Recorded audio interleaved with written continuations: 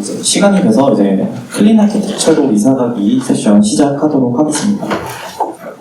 안녕하세요. 저는 박현우라고 하고요. 현재 이제 레티브 이전 일은 이제 스파이더크래프트 같은 회사에서 일을 하고 있고요.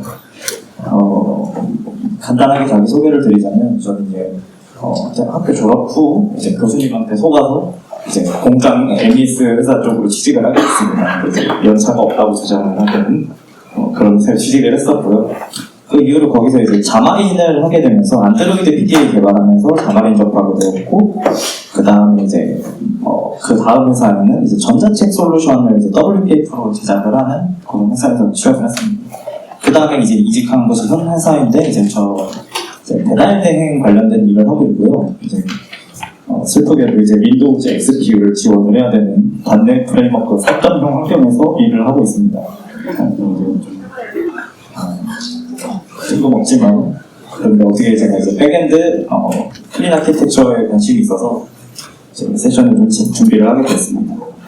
자, 클린 아키텍처 이제 다들 생각보다 이렇게 많이 들어오실 줄 몰랐는데 관심이 많으신 것 같아요. 클린 아키텍처 간단하게 먼저 짚고 넘어가자면은 이제 도메인 드리븐 디자인을 적용하기 위한 일종의 방법론입니다. 그래서 몇 가지 이제 상속 관련된 되게 엄격한 원칙들을 제외하고는 생각보다 되게 자유롭습니다. 그 말인즉슨 이제 전박씨 여러분 말씀이 맞습니다. 여러분이 원하시는 대로 구현을 하셔도 됩니다. 지금 제가 소개해드릴 방법들은 하나의 방법인 것 뿐이고요. 요게 이제 샘플이 돼서 여러분들이 더 발전시켜 나가셔도 전혀 부당합니다. 자, 이제 클린 아키텍처 검색하면은 요런 이제 그림이 가장 많이 이제 등장을 하는데요. 이제 중앙에 보시면 이제 엔티티, 그 다음에 유즈 케이스, 그 다음에 이제 바깥에 컨트롤러 게이트웨이 프레젠터 이거 있고요. 그 외부 부분은 이제 또 따로 설명을 드릴 부분들이긴 한데 일단 여기까지만 이해를 하시면 되고요. 그 다음에 이제 근데 이거는 이제 이 그림이 조금 위에서 보는 뷰다 보니까 모호한 부분들이 있는데 제가 이 그림을 어설프지만 좀 그려봤습니다. 이제 어플리케이션 레이어가 있고요. 여기 이제 여러분들의 유즈 케이스들이 정의가 될 거고요. 그 다음에 이제 인프라스트럭처 레이어, 여기에 이제 여러분들이 DB 접근하거나 캐싱을 한다거나 아니면 NTP 서버를 연동한다거나 이런 것들이 들어가게 됩니다. 마지막으로 이제 프레젠테이션 레이어 있는데 여러분들이 MVC를 사용한다면 이제 MVC 뷰단이 되는 거고요. 웹 API라면 그냥 JSON 말아서 내보내는 컨트롤러 생각하시면 됩니다. 그리고 이 모든 개념들을 관통해서 이제 위에서 이렇게 쏟아 부어지는 개념이 이제 도메인 개념인데요. 그래서 이제 이 각 계층 간에는 도메인을 통해서 이야기를 한다라고 생각을 하시면 됩니다. 이 도메인을 이렇게 쏟아 부어지는 그림으로 그린 이유는 역류할 수 없습니다. 중력을 거스를 수 없듯이 이 소스가 위로 올라갈 수는 없습니다. 자, 요거를 이제 왜 클린 아키텍처로 도입되었냐라고 생각을 하시면 한 4가지 정도를 짚어볼 수 있습니다. 첫 번째로는 이제 아까 말씀드린 그 엄격한 원칙들을 지킴으로써 개체 지향을 달성할 수 있고요. 두 번째로 이제 인캡슐레이션, 캡슐화로 인해서 여러분들이 뭔가 이제 도메인 로직들은 언제나 바뀌기 마련인데 이런 것들이 이제 변경이 발생했을 때 영향 범위를 이제 최소화할 수 있습니다. 클래스 하나를 바꿈으로써 인해서 다른 것들을 줄줄이 바뀌어야 한다던가 이런 것들을 이제 최소화하기 위한 거고요. 세 번째로 이제 포커스, 집중력 향상인데요. 이게 고3 이제 집중력 향상하냐 이런 느낌이 아니라 실제로 여러분들이 이제 클래스를 설계함에 있어서 가장 중요한 그 해당 클래스가 어떤 역할을 하느냐에만 집중을 할 수 있도록 그렇게 도움을 받을 수 있습니다. 당연히 생산성이 좋아지고요. 네 번째로는 이제 확장하기 용이한 구조인데 많은 것들이 이제 인터페이스화 될 예정입니다. 그렇기 때문에 여러분들이 확장하거나 변경을 가하기 좋고 또 이런 추상화를 통해서 동시에 얻어낼 수 있는 게 이제 여러분들의 이제 테스트 용이성이 생깁니다. 테스트를 하기 용이한 구조가 됩니다. 자, 이제 사용하게 될 누계 패키지 있습니다. 첫 번째로 이제 제일 핵심적으로 쓰게 될 패키지는 이제 EF 코어. 여러분들 다 아시다시피 이제 단넷 ORM 최고 존엄이죠. 두 번째로는 이제 메디찰. 이것도 되게 중요한 패키지입니다. 이거는 이제 아까 말씀드렸듯이 각각의 클래스들이 각자의 역할에만 집중할 수 있는 일종의 파이프라인을 형성해주는 도구라고 생각하시면 됩니다. 세 번째로 이제 플루언트 밸리데이션이라는 패키지인데요. 여기 이제 어떤 사용자의 이제 요청 DTO에 대해서 여러분들이 손쉽게 글 쓰듯이 밸리데이션을 구현할 수 있도록 도움을 주는 패키지입니다. 자, 제가 디자인 패턴들 설명드릴 건데요. 첫 번째로는 이제 어그리게이트 패턴인데요. 응집적인 도메인 엔티티 설계, 이게 무슨 톱라지 같은 일처럼 들리시겠지만 이 어그리게이트를 설계할 때 각각의 이 어그리게이트 루트가 독립된 데이터 처리 단위로 묶이도록 하는 겁니다. 그래서 이제 그 안에서만 모든 데이터 변경이나 이런 것들이 이루어질 수 있도록 캡슐, 이것도 일종의 캡슐화 전략 중에 하나입니다. 두 번째로 또 중요한 게 이제 CQRS, Command and Query Responsibility Segregation 이런 내용인데 이게 뭐냐면 이제 그냥 커맨드와 쿼리를 구분을 하자는 겁니다. 이제 뭐 쿼리 같은 경우는 리드온리입니다. 어떤 데이터의 조작을 가할 수가 없고요.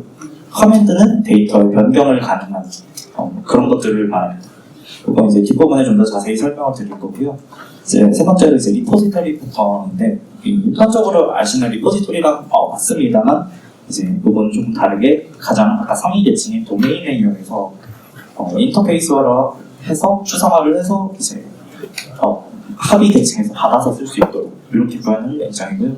이제 마지막으로 유닛 오브 워크가 있는데 이거는 이제 아까 말씀드렸듯이 어그리게이트가 각각의 독립 데이터 처리 개체라고 했는데 이거를 어찌됐건 하나만 어떤 건 저장이 되고 어떤 건 저장이 안 되면 안 되고 동시에 저장을 해야 되는 경우들이 생길 텐데 이런 것들을 이제 트랜잭셔널하게 묶어주는 역할을 하게 됩니다. 이 네 가지 패턴을 사용을 할 거고요. 네, 예제는 저희가 이제 도서관이라는 예제를 제가 가져왔습니다. 이제 도서관의 엔티티는 도서, 유저, 대여 이렇게 세 가지가 있고요. 이제 도서는 조회, 생성, 수정, 삭제, 대여는 조회, 생성, 연장, 반납, 그리고 유저도 조회, 생성, 수정, 삭제 그 네 가지 모두 이제 GUID를 키로 사용을 할 예정이고요. GUID 그냥 스트링입니다. GUID 그 스트럭트 객체를 사용하진 않습니다. 자 이제 도메인 레이어 설명을 드릴 건데요. 이게 지금 제가 혹시 세션 속도가 너무 빠르다고 느끼시는 분들 계신가요? 이게 좀 전달드릴 내용들이 좀 많아서 자 도메인 레이어 설명을 드리자면 이제 클린 아키텍처의 가장 중심, 심장이라고 보시면 됩니다. 그리고 아까 말씀드렸다시피 소스 부어지듯이 중력을 거스러 역풍류할 수 없습니다.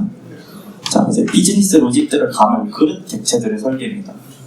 여러분들이 아까 보였던 도서, 유저, 이 세 가지 개념이 이제 도메인 엔티티가 될 거고요. EF에 써보신 분들 아시겠지만 그 엔티티 모델하고는 조금 다릅니다. 그거랑 같은 개념에서 출발한 건 맞지만 이 클린 아키텍처에서 말하는 엔티티는 자 이렇게 보시면 됩니다. DB 저장은 어떻게 하죠? 이메일 발송해야 되는데 어떻게 하죠? 같은 문 중에서 아주 손을 뗀 되게 도도한 내용입니다. 이제 프로젝트 구조 간단하게 설명을 드릴 텐데요. 보시다시피 위에 어그리게이트라는 건데 북, 렌트, 유저 세 가지가 있고요. 그 각각 폴더는 동일한 구조입니다. 제가 뭐 소스코드 공유는 드릴 거지만 도메인 이 템플릿, 이 폴더 구조 템플릿은 동일하게 항상 저는 유지하는 편이거든요. 자 이제 첫 번째로 이제 엔티티 설명을 드리자면은 이제 이런 앱스트랙트 클래스를 상속을 받습니다. 여기 보시면은 첫 번째로 잠시만요.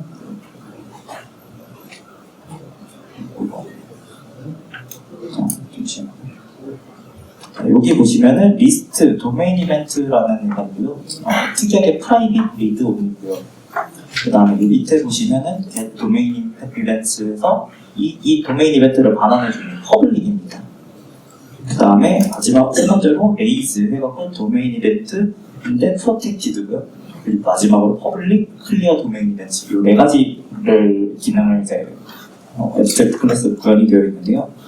첫 번째는 이제 프라이빗 리드 온리 도메인 이벤트 이 부분 보시면은 이제 외부에서 접근을 할 수가 없습니다. 이 리스트에 들어가서 뭔가 아이템을 삭제를 한다거나 하는 행위를 외부에서 하지 못하게 막아놓은 거고요. 캡슐레이션의 일종입니다. 그 다음에 두 번째로 get domain events는 어찌됐건 이걸 밖에서 뭐 꺼내가야 쓸 수 있으니까 이렇게 이제 구현을 한 거고요. 세 번째, protected라는 게 특이한데요. 이 클래스를 상속받아서 하는 애들은 그 안에서는 보시면 안에 도메인 이벤트 add를 할 수 있죠. 그 클래스 안에서만 가능하게 합니다. 즉 엔티티 안에서만 도메인 이벤트를 발생할 수 있다라는 개념으로 이해하시면 될 거고요. 마지막은 이제 클리어의 도메인 이벤트인데 이건 그냥 말 그대로 비워주는 겁니다. 이거는 이제 이따가 설명을 더 드릴 부분인데요. 잠시만요.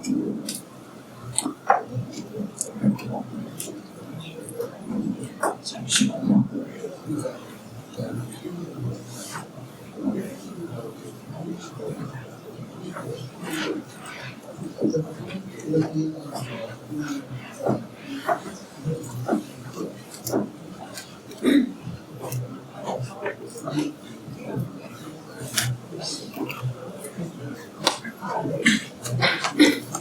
죄송합니다. 제가 편집을 하다가 실수를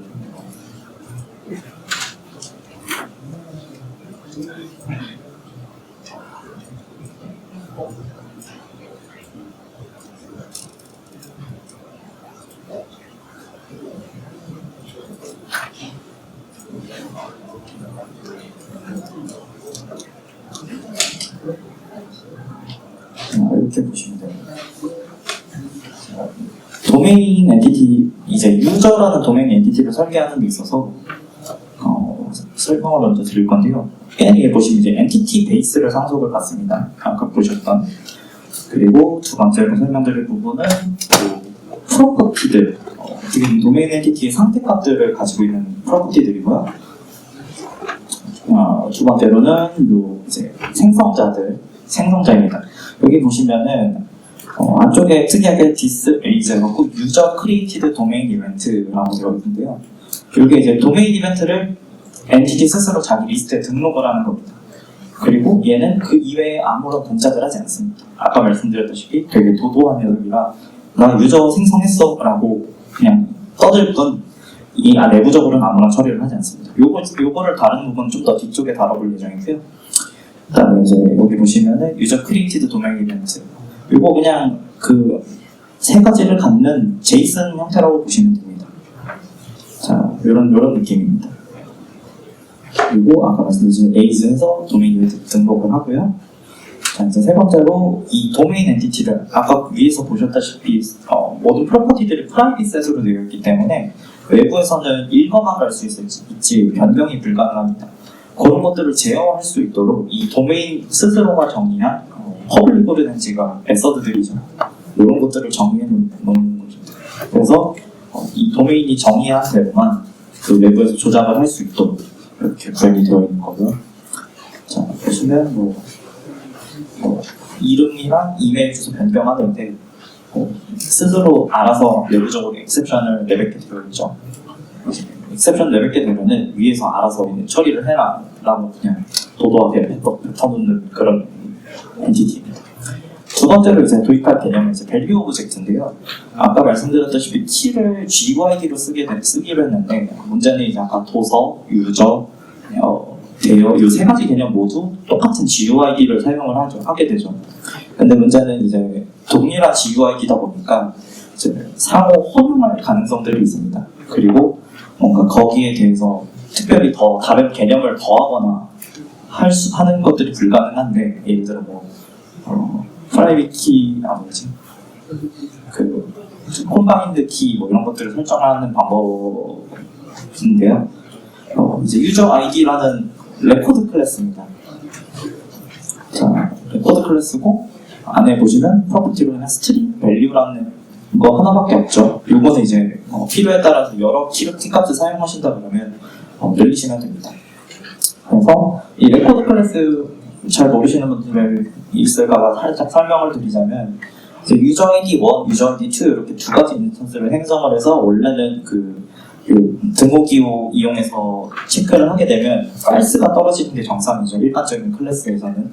근데 이제 레코드 클래스는 그 내부적으로 이제 프로퍼티들을 비교를 하기 때문에 이 값이 true로 떨어지게 됩니다.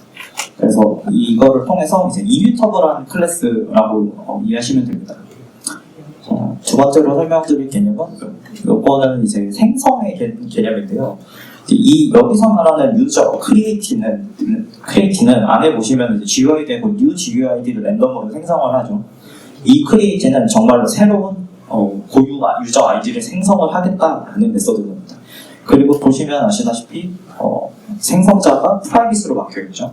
그 뜻은 여러분은 유저 아이디를 new 유저 아이디 해가지고 이 외부에서는 절대 생성이 불가능합니다. 이렇게 또 한번 인캡슐레이션을 하신 거고요. 두 번째로는 여기 보시면 유저 아이디 스태틱이죠. 파즈와 트라이파즈 이 두 가지 메서드 생성을 했고요. 그것도 마찬가지로 요걸 스트링을 집어넣어서 파즈를 하거나 트라이파즈를 해서 유저 아이디를 생성을 할 수 있지만 여러분들은 그 정상적이지 않은 유저 아이디, 예를 들어 GUID 길이가 현재로는 36장인데 24자만 넣는다든지 그런 비정상적인 유저 아이디 생성을 아예 원천적으로 차단을 한 겁니다. 이렇게 밸류 오브젝트 설명을 드리고요. 이제 요 밸류 오브젝트 유저 아이디를 아까 그 키값으로 되어 있던 GUID를 대체를 하게 할 겁니다. 이 도메인 레이어 이제 간단하게 개념 정리하자면 이제 엔티티 아까 말씀드린 유저라는 엔티티, 그다음에 도메인 이벤트 유저가 생성되었어라고 등록을 해놓은 유저 도메인 유저 크리에이티드 도메인 이벤트. 세 번째로 유저 아이디라는 이제 밸류 오브젝트 이 세 가지가 있고 사실 설명을 더 드릴 부분이 이제 인터페이스 형태로 된 아까 말씀드린 리포지토리가 있는데요. 그 리포지토리는 이 뒷부분에 따로 설명을 드리겠습니다. 이제 시간 관계상. 자, 이제 어플리케이션 레이어, 그 다음 레이어를 이제 구성을 해야겠죠. 혹시 코스트코나 뭐 병원 이런 데 갔을 때 이런 장비 보신 분 계신가요? 혹시? 잘 모르시나요? 여기 이제 저 빨간색, 아래쪽에 있는 빨간색 튜브에 뭐 돈이나 약품 같은 걸 넣으면은 그 기압으로 슝 하고 빨려 들어가서 어딘가로 사라지는 고름 장비인데 기송관이라고 하고요. 이 그림을 왜 가져왔냐면은 자, 여러분이 어떤 방 안에 있습니다. 여러분 이 방을 벗어나지 않아요. 이게 여러분의 그 클래스 껍데기 개념입니다. 자, 그리고 벽에는 뭔가 걸려 있어요. 뭔가에 대한 정의도가 걸려 있어요. 바로 도메인 개념입니다. 어딜 가든 어느 방을 가든 도메인 이 책자가 걸려 있는 거예요. 그리고 여러분은 사실 클래스였습니다. 그리고 뭔가 리퀘스트가 들어와요. 그리고 여러분은 단순한 한 가지 동작밖에 할 줄 모르는 사람이에요. 그럼 이 리퀘스트가 들어왔을 때 내가 아는 그 동작을 취하고 그 다음에 이 mediate R이라는 아까 말씀드린 누게 패키지의 파이프라인에 그냥 슝 하고 쏩니다. 이게 어디로 가는지 그 클래스는 전혀 몰라요. 알 필요가 없어요. 그냥 본인의 일만 묵묵히 하는 겁니다. 이 개념을 이제 계속해서 이제 어플리케이션 레이어 설명드리면서 설명을 드릴 겁니다. 자, 어플리케이션 레이어 여러분들의 이제 비즈니스 로직을 구현을 하는 겁니다. 아까 이번 예제는 아까 보셨던 개념 중에 유저를 신규로 생성하는 그런 유즈 케이스를 구현을 예시로 들 거고요. 이제 T 리퀘스트, T 리스폰스로 이어지는 파이프라인 설계. 리퀘스트가 들어와서 최종적으로 리스폰스가 돼서 유저한테 제이슨으로 떨어지는 이 과정들을 설명을 드릴 겁니다. 그 다음에 이제 인프라스트럭처 레이어, 애플리케이션 레이어보다 아까 한 단계 밑에 있다는 거죠. 그거를 이제 추상화된 인터페이스로 여기서 먼저 정의를 합니다. 이렇게 세 가지를 하게 될 거고요. 자, 원래 이제 mediate R이라는 패키지에 이제 리퀘스트는 핸들러라는 애를 통해서 리퀘스트 핸들러라는 애를 통해서 핸들링이 되게 됩니다. 근데 여기서 저희가 한 가지 더 해야 되는 거는 이제 밸리데이션 파이프라인 비헤이비어라는 거 있는데 이것도 mediate R의 I 파이프라인 비헤이비어를 상속받은 겁니다. 그래서 이 중간에 이제 밸리데이션 하는 그걸 하나 띄워 넣을 예정입니다. 여기서 뭔가 실패가 났다. 그럼 밸리데이션 엑셉션 미들웨어라는 데서 밸리데이션 엑셉션을 처리를 하게 할 거고요. 이거는 이제 지금 어플리케이션 레이어가 아니고 그 밑에 단인 프레젠테이션 레이어에서 설계를 할 겁니다. 그 다음에 이제 핸들러 밸리데이션이 정상적으로 통과됐다. 그러면 핸들러에 가서 핸들링을 하다가 뭔가 또 엑셉션이 생겼어요. 그러면 이제 도메인 엑셉션이 떨어지고 도메인 엑셉션 미들웨어에서 핸들링할 수 있도록 이렇게 할 예정입니다. 자, 첫 번째로 저희 이제 리퀘스트를 어떻게 만드느냐 요거 단계부터 설명을 드릴게요. 자, 여기서 이제 한 가지 더 아까 디자인 패턴에 설명드렸던 이제 CQRS 설명을 드릴 건데 이제 첫 번째로 쿼리는 데이터 상태값에 영향을 주지 않습니다. 그냥 몇 등성이라고 하고요. 몇 번을 요청을 해도 동일한 값을 준다. 약간 그 캐싱의 냄새가 나죠. 그다음에 두 번째로 커맨드는 데이터에 영향력을 갖는 요청입니다. 쉽게 말해서 그냥 쿼리는 게시고 커맨드는 포스트, 풋, 딜리트 요렇게 생각하시면 됩니다. HTTP 기준으로. 자, 이제 쿼리 알아보시면 되는데요. 이제 iQuery라는 이제 mediator I request라는 앱의 상속을 받습니다. 그리고 T response는 이 쿼리를 통해서 얻어내고 싶은 이제 형태를 정의를 하는 거고요. 자, get user info query 유저 정보를 가져오는 거죠. 그리고 이 유저 정보를 가져올 때 이 유저 ID라는 애를 통해서 요청을 할 겁니다. 그리고 아까 T response가 지금 get user info query response라고 되어 있죠. 이런 겁니다. 이런 그냥 유저 ID, 네임, 이메일, 제이슨을 뱉겠다라는 느낌으로 이해하시면 됩니다. 그리고 그 다음에 커맨드 똑같습니다. 구조는 똑같아요. I request, T response 상속을 받고요.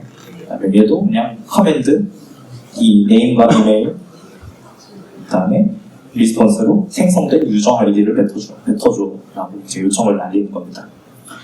자, 쿼리 근데 왜 똑같이 어차피 I 리퀘스트를 상속을 받아서 만드는데 뭐하러 굳이 그거를 또 I 쿼리, I 커맨드로 덮어 씌워느냐라고 물으시면은 제 쿼리 같은 경우는 중요도가 낮습니다. 중요도가 낮다는 게 영향력이 없다는 건 아니지만 데이터에 영향을 주는 행위들이 아니기 때문에 로그 보관 기간을 짧게 설정을 한다거나 아니면 트래픽 대신에 이제 대량의 데이터를 요청하게 된 경우 트래픽 영향도가 굉장히 높게 되는데 그럴 때는 쿼리 처리 속도를 따로 기록을 할 수 있게 제어를 한다거나 아니면 캐싱 처리를 한다거나 그런 것들을 할 수가 있고요. 마지막으로 이제 DB 컨텍스트를 분리를 해서 아예 그냥 콜드 DB에서만 읽어갈 수 있도록 이렇게 처리할 수도 있습니다. 두 번째로 이제 커맨드 같은 경우는 실제 데이터에 영향을 주기 때문에 중요도가 굉장히 높고요. 그래서 로그 보관 기간을 좀 길게 설정을 한다거나 데이터 영향도 똑같이 높기 때문에 실행 유저 정보기록을 별도로 한다거나 이런 것들을 처리가 가능합니다. 자, 이제 아까 보셨던 그 방안에 갇힌 그 개념입니다. 도메인은 언제나 항상 걸려 있고요. 자, 컨트롤러입니다. 사용자 요청을 받았죠. 그거를 이제 그 I 커맨드나 I 쿼리 형태로 포장을 합니다. 그리고 메디에이터 아래 램프에 집어넣고 슝하고 또 어딘가로 보냅니다. 어딘진 몰라요. 사실 얘는. 근데 저희는 알고 있죠. 사실 그 다음 단계 이제 밸리데이션 단계로 이동을 하게 됩니다.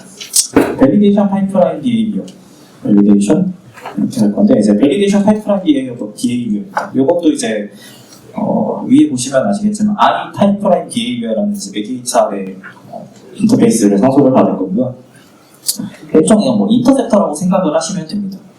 이제 컨스트럭터에서 이제 디펜던시 인젝션으로 이제 밸리데이터 목록을 받고요. 그다음에 밸리데이터 목록이 비어 있다.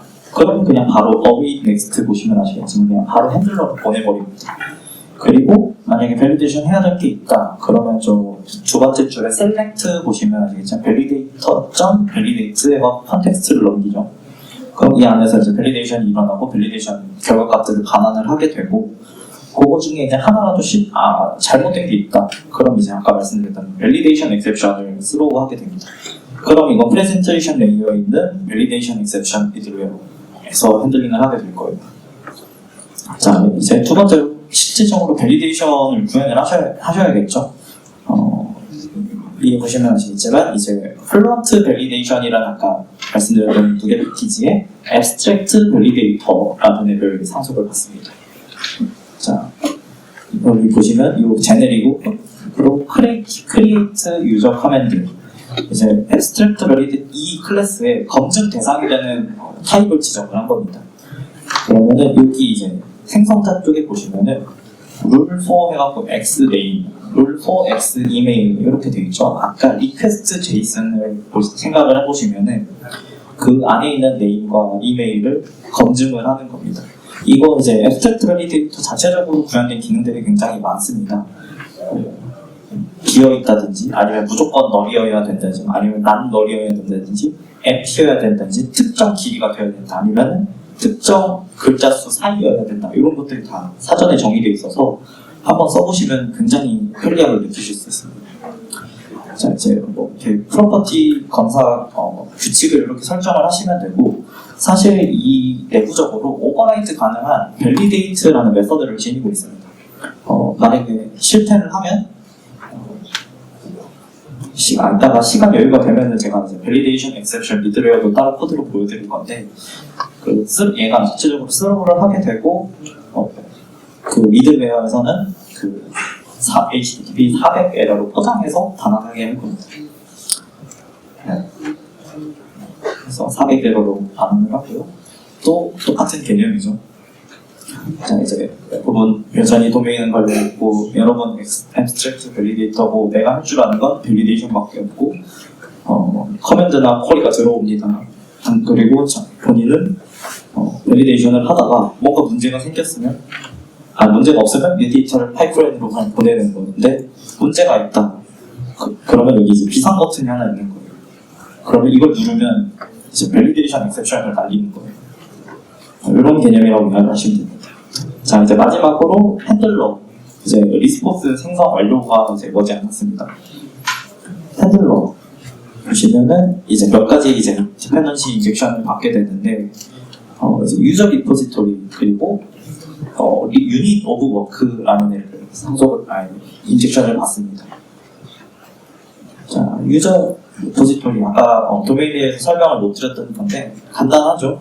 그냥 유저 목록 리스트로 가져오는 거, 특정 유저 가져오는 거, 유저 추가, 유저 업데이트, 유저 삭제 이렇게 그냥 이런 간단한 개념입니다. 그리고 이 유닛 오브 워크도 되게 간단하죠. 이거 하나밖에 없습니다. Save Changes Sync. 근데 이거 EF 많이 써보신 분들은 아시겠지만 되게 익숙한 이름이죠. 데이터베이스에 저장할 때 노출을 하는 그거랑 동일한 이름입니다. 자, 그 다음에 실질적으로 핸들 부분을 보시면은 이제 파라미터로 리퀘스트가 날라오게 되고요.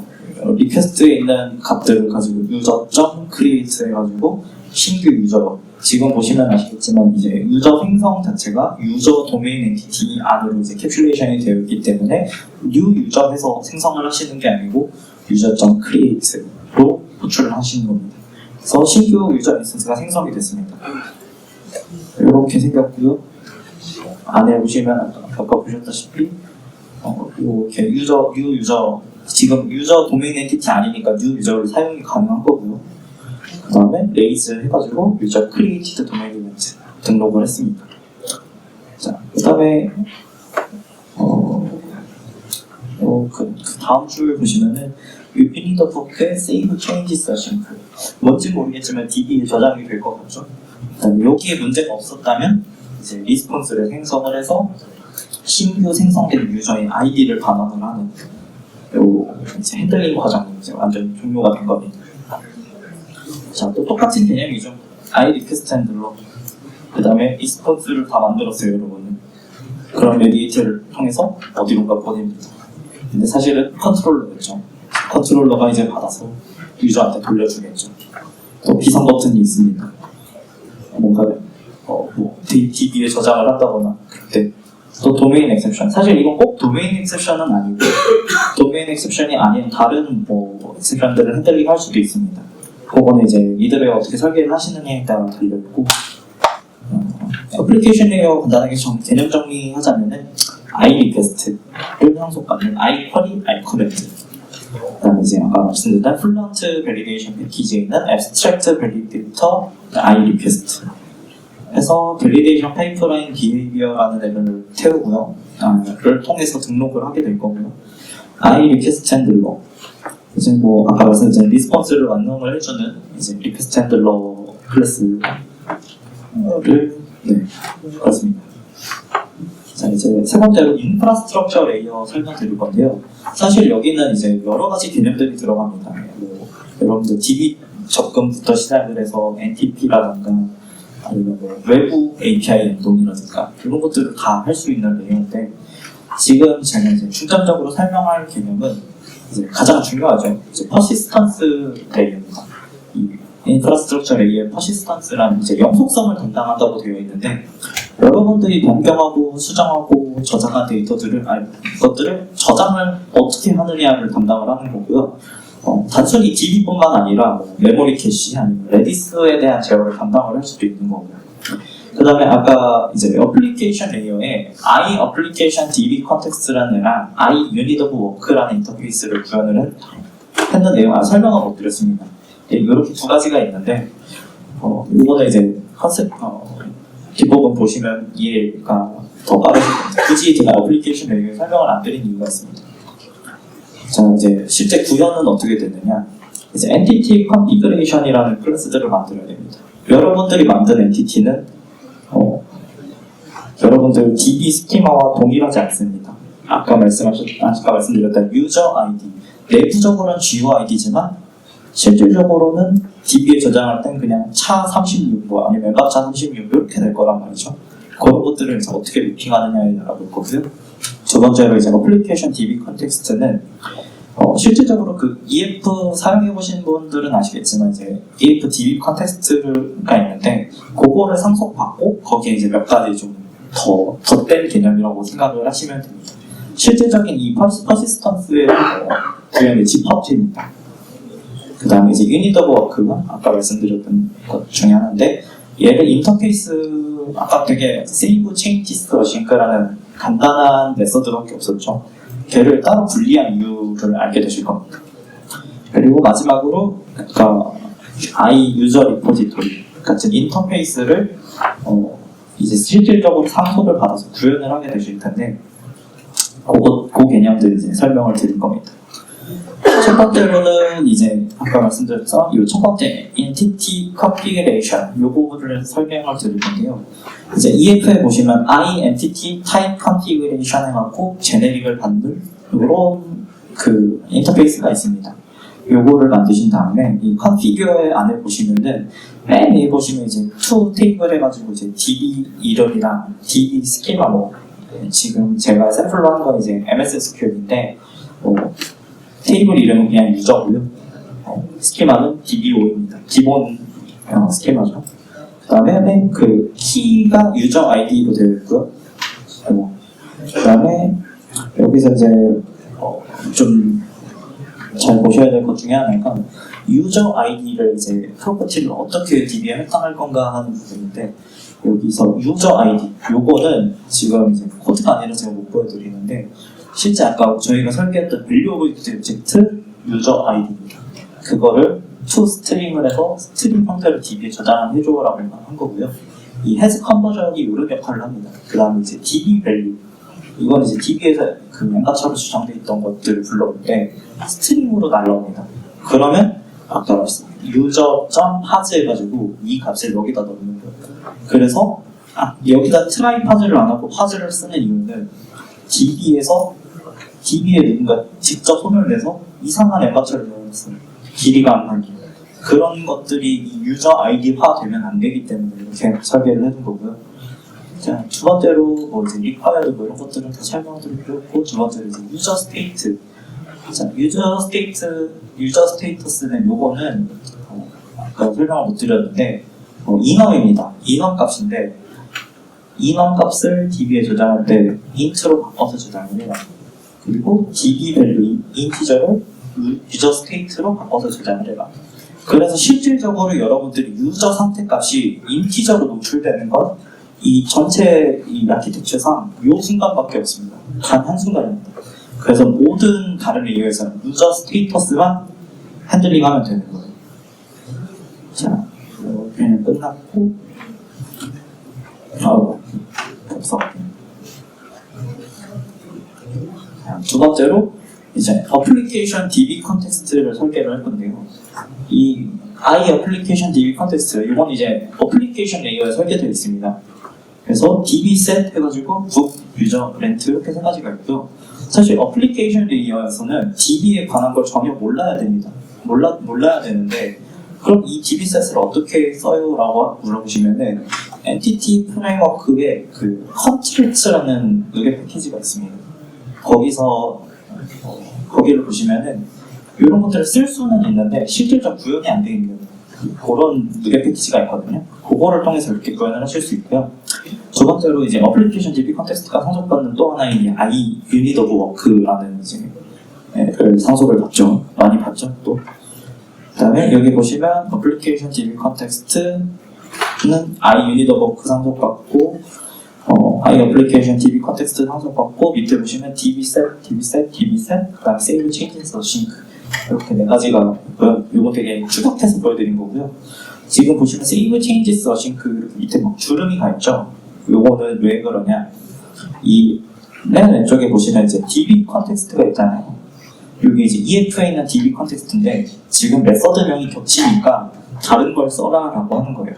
하지만 저희는 이걸 의도를 한 겁니다. 자 이제 아까 유저 리포지토리 인터페이스 요거를 상속받는 리포지토리를 이제 어플리케이션 DB 컨텍스트는 끝났고 이제 세이브 체인지 서싱크 요 부분은 이따가 샘플 예제로 보여드릴 예정이고요.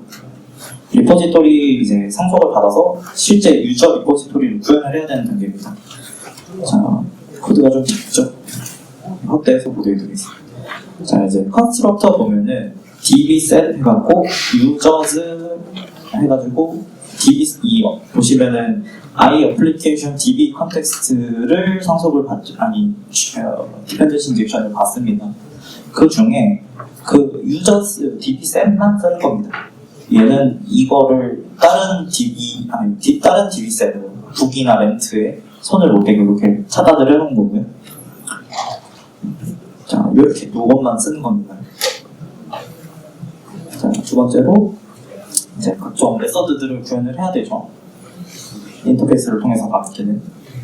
그럼 get user 보시면 아시겠지만 쿼리업을 해가지고 하다가 결국 이제 to list sync 유저 목록 반환한 겁니다.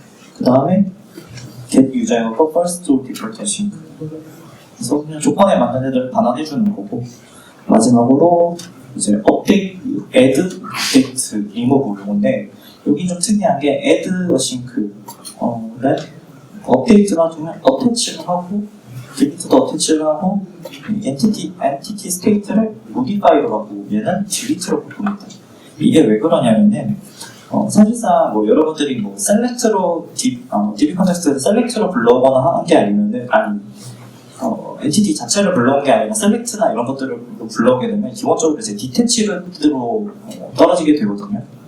그래서 걔네들을 이제 다시 어태치해주는 개념입니다. 예를 들어 여러분들이 레디스나 이런 것들을 사용한다고 했을 때 레디스 저장을 제이슨으로 했다. 그거를 다시 디시리얼라이즈로 했을 때는 당연히 디태치드되는 형태이기 때문에 그런 것들을 이제 어태치를 해주는 형태입니다. 그다음에 이제 유닛 오브 워크 이제 상속받아서 실제 구현을 할 건데 여기 보시면 이제 아까 주름이 없어졌죠. 세이브 체인지 서싱크에 오버라이드를 했기 때문입니다. 자, 이 EF에 있는 세이브 체인지 서싱크는 그 버추얼이기 때문에 여러분들이 오버라이드가 가능합니다. 그래서 이제 단계별로 설명을 드리자면은 첫 번째 이제 도메인 이벤트들을 불러옵니다. 이 체인지 트래커라는 애가 있는데 거기 보시면 이제 변경이 가해진 엔티티들을 막 불러옵니다. 그 다음에 여기서 엔티티에서 여러분들이 비어있지 않은 도메인 이벤트들을 가져오게 되고요. 이 도메인 엔티티들을 이제 리스트로 저장을 해서 그냥 결과적으로 리스트 제너릭 도메인 이벤트 요 리스트를 반환을 할 거고요. 여기 좀 주의하셔야 될 거는 이제 이 get 도메인 이벤트로만 끝내버리면 안 되고 to 리스트를 하셔서 재할당을 하셔야 돼요. 왜냐면은 이 클리어 도메인 이벤트가 설정이 되거든요. 요거 때문에 이거를 안 하고 하시면은 그냥 갑자기 그냥 여기에 아무것도 없는 그 리스트가 떨어지게 있습니다. 그래서 여기 이거 클리어 도메인 이벤트를 왜 하냐면은 이제 도메인 이벤트를 이제 뒷부분에 발행하는 과정이 있어요.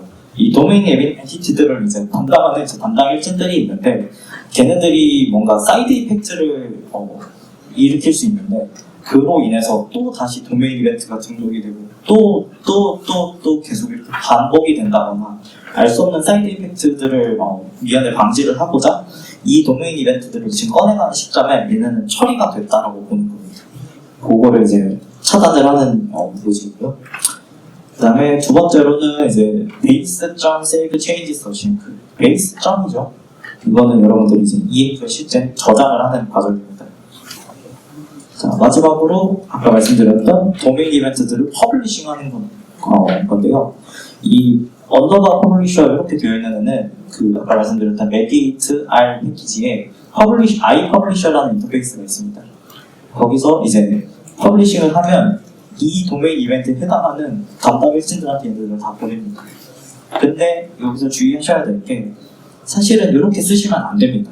이거는 좋은 방향은 아니고 이건 이제 옵티미스틱하게 보는 건데 이 세이브 체인지스가 정상적으로 실행이 됐고 이 퍼블리싱하는 루프를 도는 단계에서 모든 도메인 이벤트들이 문제없이 처리됐다라고 보는 아주 안일한 구조인 거예요. 일종의. 근데 이제 예제상 이렇게 한 거고 여러분들 이제 나중에 따로 찾아보실 분들은 찾아보셔도 되는데 이제 아웃박스 패턴이라고 합니다.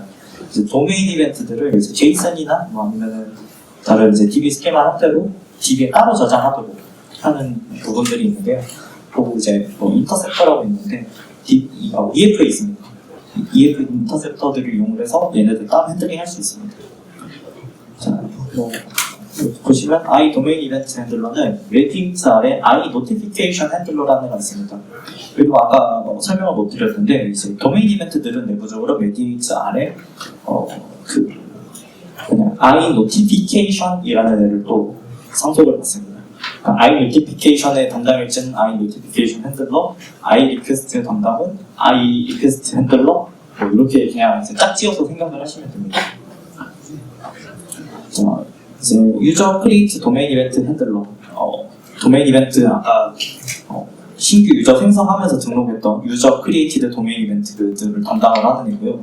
내부적으로 얘는 이메일 서비스를 상속을 받습니다. 요거는 이제 인프라스트럭처 레이어의 다른 걸로 설계를 하시면 되는 거고 이거 이제 그냥 샘플이니까 간단하게 하는 거고 간단하게 보여드리는 거고요. 그래서 이 주입받은 이메일 서비스에다가 그냥 메일을 보내주세요라고 용처럼 남기는 겁니다. 클린 도서관 회원가입을 축하합니다라는 제목으로.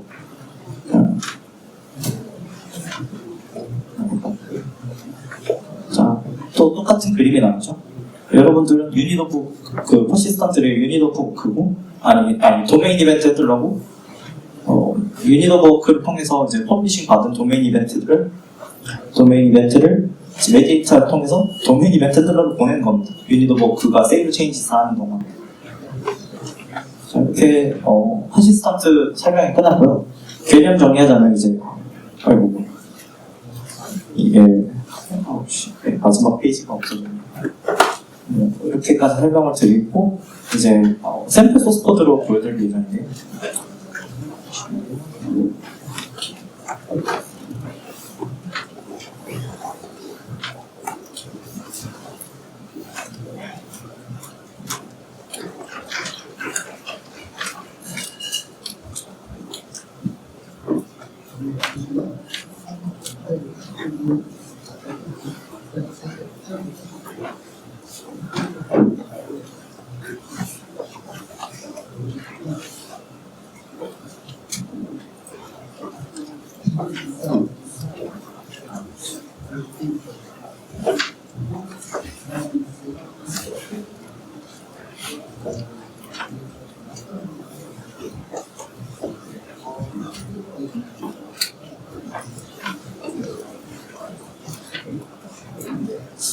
화면이 동시에 안 나오나?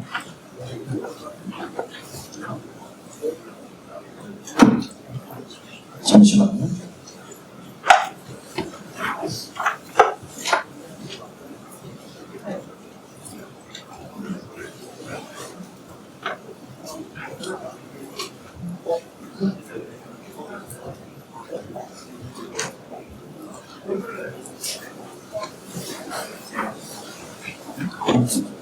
이제 save changes 싱크를 보여드릴 건데, 여기 보시면은 이제 get 도메인은 아까랑 다 똑같죠. 근데 이제 그 다음으로 보여드릴 부분이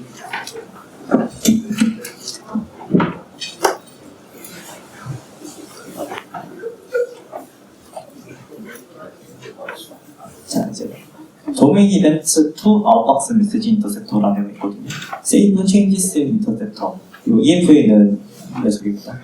얘 보시면은 오버헤드에서 쓸 수 있는 거 있어요.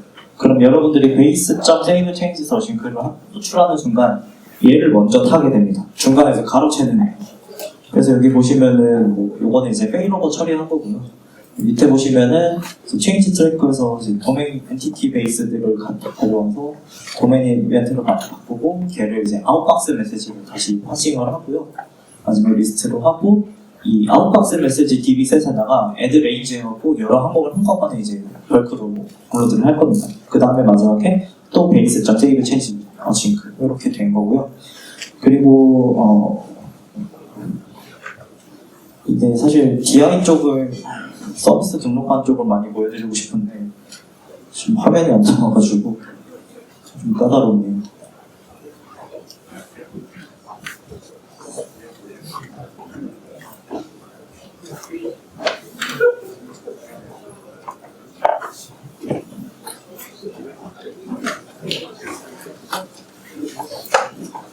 이제 됐네요.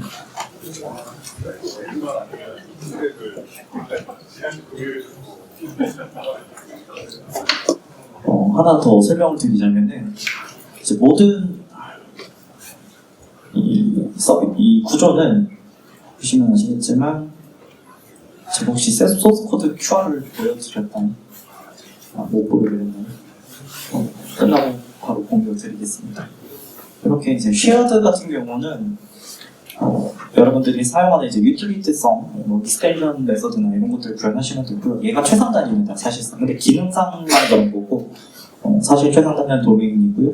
어플리케이션 레이어, 마지막에 이제 인프라스트럭처 레이어에 뭐 데이트 타임 프로바이더, NTP 서비스 같은 것들 구현하는 거고요. 되게 간단합니다. 뭐 지금은 아무것도 안 붙여서 그냥 시스템에 있는 UTC now, 시스템 데이트 타임 now 이렇게 반환하게 하는 거고요. 이거 이제 상속 받는 데에서 그냥 알아서 받아서 써라 하라고 하고, 저는 이런 식으로 하는 거 좋아합니다. 이제 각 서비스들의 이제 디펜던시 인젝션이라는 CS 파일 만들고요. 이제 애들 데이트 타임 서비스 해가지고 여러분들 이제 프로그램.cs에서 넣을 수 있도록 한 거고요. 그리고 그다음에 어플리케이션 레이어 쪽 보시면은 디펜던시 인젝션 add application이라고 되어 있고요. 여기 보시면은 이제 mediator R, add mediator 아까 가장 저희 지금 핵심이죠. 여기 보시면은 register service from assembly containing, 지금 어플리케이션 레이어에는 어셈블리에 있는 것들을 다 넣겠다라는 거고요. 그리고 다 넣겠다는 거는 여러분들이 설계하신 그 I 커맨드를 상속받거나 I 쿼리를 상속받거나 하는 애들을 넣는 거고요.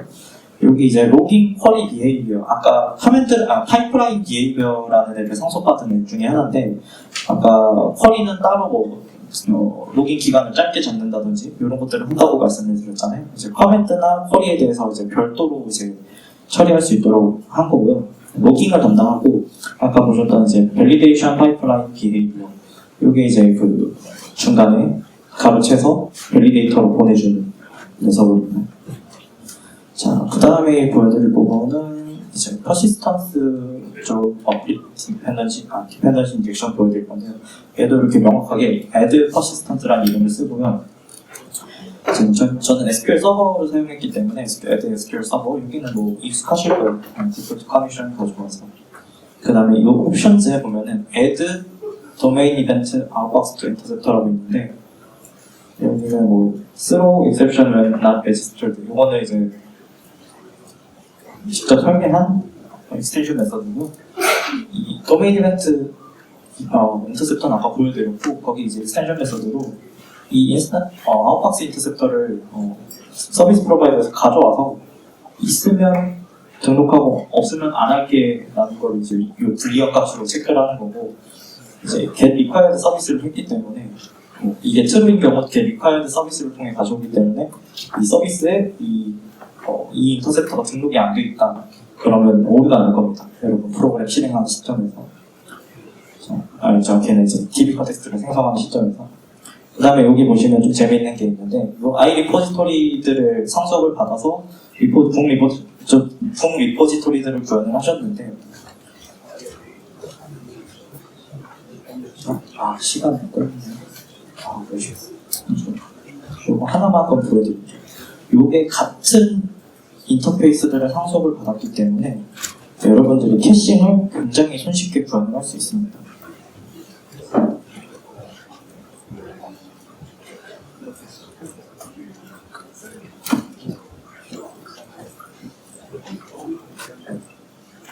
보시면 북 리포지토리를 상속을 받죠. 캐시드 북 리포지토리, 그리고 똑같은 메서드인데 이 북 리포지토리에 있는 메서드를 버추얼로 했기 때문에 여러분들이 그 상속받을 때 오버라이드해서 보시면은 getbook 해가지고 이 메모리 캐시에서 키 가지고 가져오고 있으면 반환하고 없으면 base.getbook 해서 DB에서 꺼내와서 캐싱하고 북 반환하고 이런 식으로 사용을 할 수 있습니다. 이게 다 그 인터페이스를 계속 상속했기 때문에 얻을 수 있는 이점들이고요. 소스 코드 공유드릴 건데 그 테스트 하실 수 있는 이렇게 만들어 놨거든요. 이제 찔러보시면 샌드 리퀘스트 하시고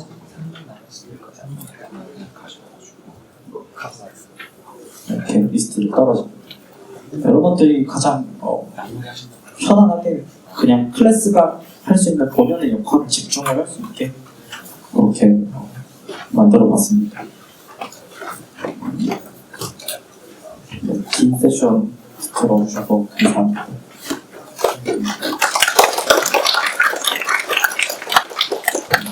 수업에 녹음